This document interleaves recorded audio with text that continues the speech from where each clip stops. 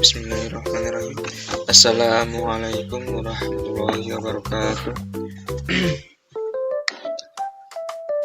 Pada kesempatan kali ini saya Salwa Ihsanuddin mau mempresentasikan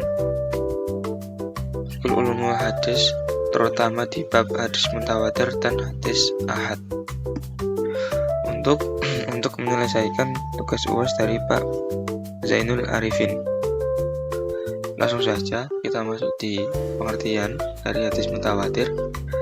Hadis mutawatir sendiri memiliki definisi hadis yang diriwayatkan oleh banyak orang pada setiap tingkatan sanadnya, sehingga mustahil bagi mereka untuk bersepakat berdusta.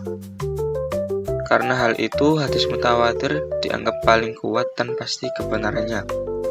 Jadi, hadis mutawatir ini di setiap tingkatannya itu diriwayatkan oleh banyak perawi, sehingga dari diriwayatkan banyak perawi tak mungkin kan mereka untuk bersepakat untuk berbohong. Maka dari itu bisa diambil kesimpulan bahwasanya hadis ini hadis yang kuat dan pasti kebenarannya. Kemudian bagaimana cara kita mengetahui sanad-sanad hadis?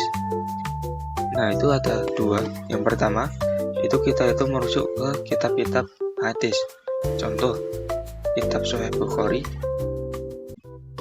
kitab Sahih Muslim, dan kitab-kitab hadis lainnya. Kemudian yang kedua, yakni kita melihat perawi-perawi yang masyhur. Contoh, ini contoh perawi Imam Bukhari, Imam Muslim, dan lain-lainnya.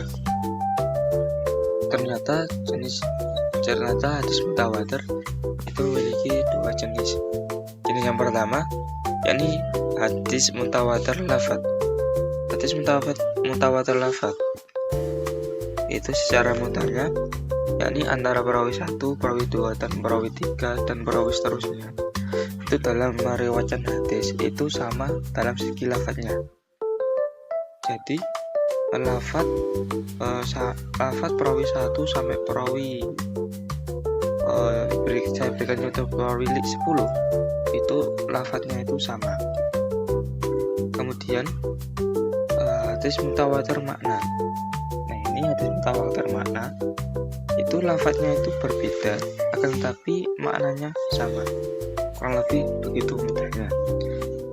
Lanjut saja di hadis ahad.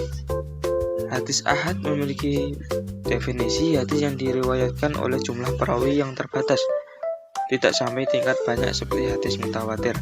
Jadi, hadis ini belum mencapai derajat pasti, tapi tetap bisa diterima jika syaratnya sahih.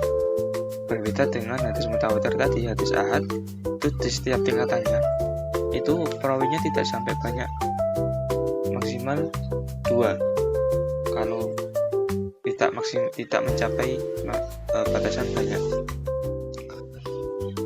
Dari hal tersebut, maka hadis ini terkadang itu tidak mencapai derajat pasti. Bisa ke derajat pasti apabila perawinya itu perawi yang sahih. Kemudian kita lanjut di jenis-jenis hadis ahad. Itu dibagi menjadi 3. Yang pertama itu masyhur. Nah, hadis jenis yang pertama, yakni masyhur, itu yang meriwayatkan hadis ini itu lebih dari 3 orang. Kalau aziz itu 2 orang, kalau gharib itu 1 orang. Ini mudahnya begitu.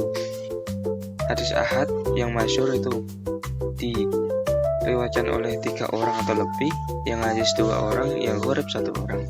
Sesuai dengan makna masyhur, aziz, dan gharib itu sendiri. Kurang lebih